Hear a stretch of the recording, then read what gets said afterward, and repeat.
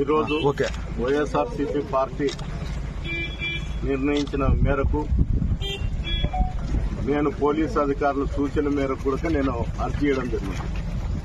అందరూ నియోజకవర్గం హెడ్ క్వార్టర్లో చేయాలని ఉంటే అక్కడ అధికారులు ఎక్కడన్నా కానీ తాడిపిత్రి కాకుండా ఎక్కడన్నా కానీ చేయండి అని చెప్తే ఒబే చేసి నేను యాడికి మండలం పెట్టుకుంటే ఈరోజు దానికి కూడా పోనీకోకుండా చేయడం జరుగుతుంది.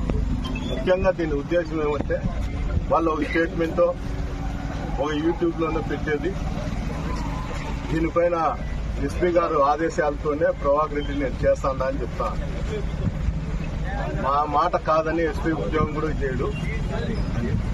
అంటే ప్రభాకర్ రెడ్డితో ఎస్పీ గారు ఏం లబ్ధి చెందుతారు, ఆ లబ్ధి ఏందో బయటపడాలి.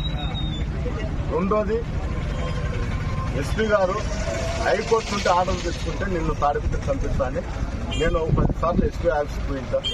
10 సార్లు అదే చెప్తా అంటే నేను కోర్టుకు పోయి కూడా ఆర్డర్ తెచ్చి కూడా పోయిన నెల 1వ తేదీ తీసుకొచ్చినట్టుంది. ఇంతవరకు కూడా డ్రాగన్ చేస్తానే వస్తాను. 1 నెల అయింది. అంటే తాడిపిత్రి ఏమన్నా జేసీ నాగిరెడ్డి సొత్తా, దానితో ఇమిడిపడినటువంటి ఎస్పీ గారి సొత్తు నాకు అర్థం కాదు. ఏమన్నంటే ల్యాండ్ ఆర్డర్ ప్రాబ్లం ఉంటా. ల్యాండ్ ఆర్డర్ ప్రాబ్లం అన్నప్పుడు అధికారులు ఏం చేస్తారు? అధికారులు దానిపైన స్పందించాల్సిన పరిస్థితి ఉందా లేదా?